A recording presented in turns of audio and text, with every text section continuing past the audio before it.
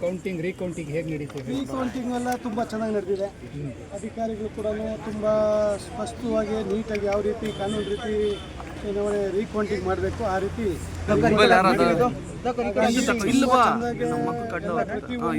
ಏನೆಲ್ಲ ಅಬ್ಜೆಕ್ಷನ್ ತಕ್ಕಂಗೆ ಎಲ್ಲ ರೀಕೌಂಟಿಂಗ್ ಏನೆಲ್ಲ ಮಾಡಬೇಕು ಅದನ್ನೆಲ್ಲ ಮಾಡಿದ್ದಾರೆ.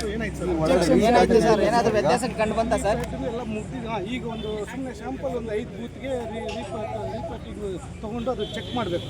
ಅದೊಂದು ನಡೀತಾ ಇದೆ ಪ್ರಕ್ರಿಯೆ.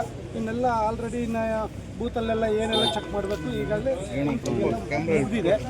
ರೀಕೌಂಟಿಂಗ್ ಇದು ಇದು ಮಾತ್ರ ನಡೀತಾ ಇದೆ. ಯಾವುದಾದ್ರು ವಿಚಾರಗಳ ಬಗ್ಗೆ ಅಬ್ಜೆಕ್ಷನ್ಸ್ ಇತ್ತ ಬೆಳಗ್ಗೆಯಿಂದ?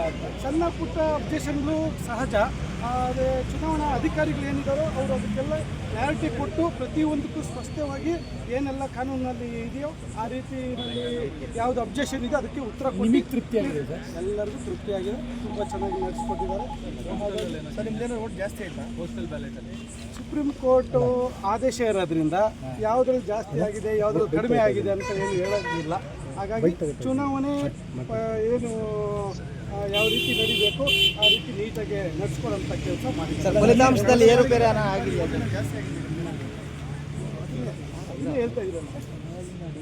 ಸಣ್ಣ ಪುಟ್ಟ ಏನೋ ಬದಲಾವಣೆ ಬಿಟ್ಟರೆ ಏನು ಫಲಿತಾಂಶ ಇದೆಯೋ ಆ ಫಲಿತಾಂಶದಲ್ಲಿ ಸುಪ್ರೀಂ ಕೋರ್ಟಲ್ಲಿ ಆದೇಶ ಇರೋದ್ರಿಂದ ಮಾಡಬಾರ್ದು ಅನ್ನೋ ಇರೋದ್ರಿಂದ ಚುನಾವಣೆ ಪ್ರಕ್ರಿಯೆ ಮಾತ್ರ ತುಂಬ ಚೆನ್ನಾಗಿ ನಡೀತಿದೆ. ನೀವು ರೀಕೌಂಟಿಂಗ್ ಕೇಳಿರಲಿಲ್ಲ, ಆದರೂ ನೀವು ಇದರಲ್ಲಿ ಭಾಗವಹಿಸಿದ್ರಿ, ಏನು ಅನಿಸ್ತಾ ಇದೆ? ಅಲ್ಲ, ನಾವು ರೀಕೌಂಟಿಗೆ ಕೋರ್ಟ್ಗೇನು ನಾವು ಹೋಗಿಲ್ಲ, ಏನಿಲ್ಲ. ಆದರೆ ಚುನಾವಣೆ ಅಧಿಕಾರಿಗಳು ನಮಗೆ ನೋಟಿಸ್ ಕೊಟ್ಟಿದ್ರು. ಆ ನೋಟಿಸ್ಗೆ ನಾವೆಲ್ಲ ಭಾಗವಹಿಸಬೇಕಾಗಿತ್ತು. ಹಾಗಾಗಿ ನಾವು ಕೂಡ ಏನು ಚುನಾವಣೆಯಲ್ಲಿ ಲಾಸ್ಟ್ ಟೈಮು ಸರಿಯಾಗಿ ಕೌಂಟಿಂಗ್ ಟೈಮಲ್ಲಿ ಇರಲಿಲ್ಲ. ಹಾಗಾಗಿ ಇದೊಂದು ಅವಕಾಶ ಇತ್ತು ನಮಗೆ.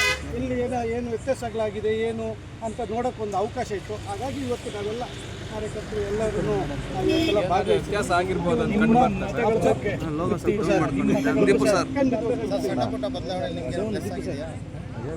ಚೆನ್ನಾಗಿದೆ. ಏನು ತೊಂದರೆ ಇಲ್ದ್ರೂ ನೀಟಾಗಿ ಆಗಿದೆ ಅಂತ ಹೇಳಕ್ ಬಯಸ್ತೀನಿ.